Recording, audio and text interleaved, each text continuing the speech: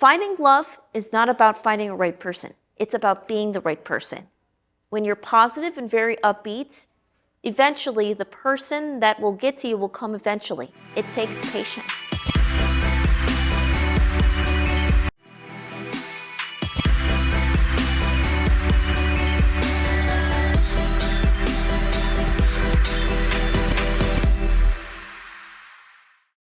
Hello, Dani. Welcome to the Variety Studio. It's really great to be here.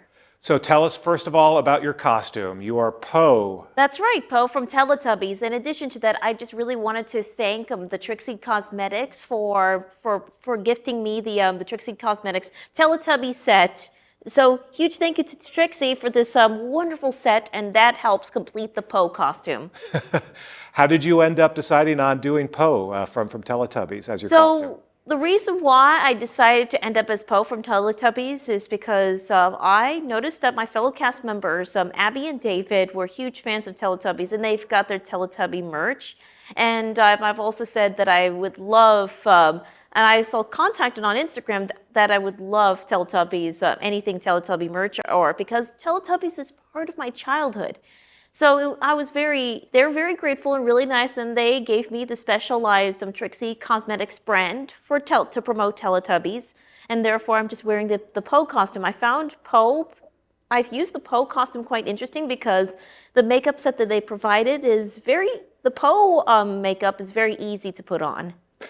So you watched Teletubbies as a child? Yeah, that was part of my childhood. What did you enjoy about what do you remember about the Teletubbies? What I really remembered about the Teletubbies is very simple. The way that they dance, the characters they dance, they interact with one another. And the story, it's a very simplistic storytelling, as you could just interact with the characters quite well and what their favorite things are. So let's talk about Comic-Con. What have you seen so far that's really impressed you? What have you enjoyed seeing? And what do you look forward to when you come to Comic-Con? So first of all, at Comic-Con, I really love the exhibit hall, everything about the exhibit hall that they have provided. And there are a lot of fan encounters. I have so many fan encounters from many different fans that have watched the show Love on the Spectrum. It's really nice. It can be overwhelming and packed at times, but I enjoy it anyways, no matter whether I'm exhausted or not. And of course, you're an animator, so I assume you really enjoy seeing some of the animation exhibits, seeing some of the artwork.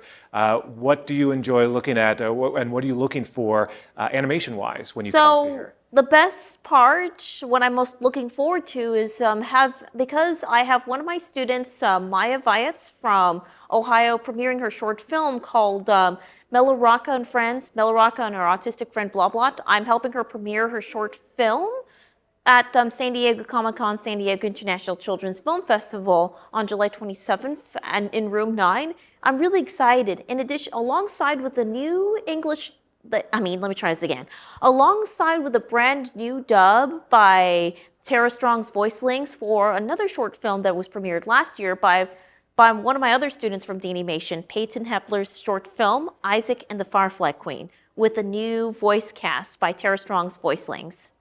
I was going to say, so you have quite a history coming to Comic-Con. How often have you come to Comic-Con? I've come to Comic-Con like almost every year as much as I can. I've been to Comic-Con ever since 2011. Wow, that's a long time. And you still enjoy coming here? You still enjoy looking? I definitely do enjoy coming here, and I really try to do as best as I can to enjoy all 4 days of Comic-Con as much as I can, no matter the schedule, my busy schedule. That's great. And you mentioned that a lot of people come up to you, they recognize you from Love on the Spectrum. What is that like for you to run into so many fans? What is it like for me to run into so many fans? I just felt my heart would definitely glow every time when fans commented about how great I've been and everything I've helped inspire. They say lots of positive things about how much positive impact I helped for the autism community, showing them that anybody, even those on the autism spectrum, can date and can find a potential partner. And also because I'm in a relationship right now. Henry. Congratulations. I'm sure that's the question that a lot of people ask you and is that interesting for you to have people ask you about your personal life? And what is that like for you to share your personal life with the world? Well, what is it like for me? Well, for me, I just feel it's really great. I feel so grateful to share my story. Usually, I'm very positive, very upbeat to share my story about my personal life and especially about my relationship. Other time, there's some, usually the most positive stuff.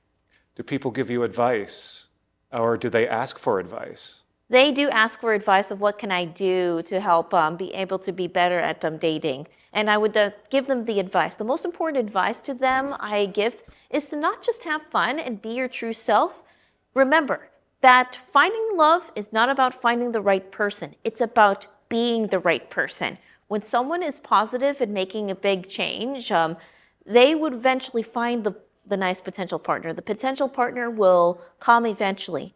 It takes patience. Lots of patience. And also, please set your boundaries from the very beginning when you get to know the person. And you know exactly the kind of person you wanted to date, the kind of relationship that you wanted to have. So in finding someone like your current relationship, what did you find in Henry, for example, that was right for you? So what was right for me with Henry is that he's very understanding about my autism. He's hardworking. He's very hardworking. He definitely is independent with his with his own house. Let me try this again. Henry is very independent with his own place. He has a nice hardworking job, and most importantly, he understands my autism and accepts me for who I am. Is the most important thing. So the best relationships usually comes from the most important things, being able to understand each other. What has it been like for you to be on television and to watch yourself? Do you watch yourself? Do you watch Love on the Spectrum yourself? I do watch the episodes of Love on the Spectrum and seeing myself through this journey and getting to see the fan reactions of how I acted, certain parts. Yeah, it's really nice, but also can be cringy at the same time, seeing myself on TV. But you're happy that you did it, it sounds like? It does, yes, and I'm very grateful to be part of all 3 seasons of the show. Just wanted to give a huge thank you to Keno Cleary and Northern Pictures for having me be part of all 3 seasons. I'm very grateful. Oh, and by the way, Love on the Spectrum Season 3 got nominated for 5 Emmys. Congratulations. That is fantastic. Thank you. When you talk to fans, what do they usually ask you? What is something that is probably perhaps the most common question that you get asked? The most common question that I would often get asked, well, most of them don't really ask questions about it. They would say good comments about, I really love you on the show. You're my huge inspiration. And other times they would ask me can you give me some dating advice for my son, daughter, whatever? So it really depends on the context. And back to your animation and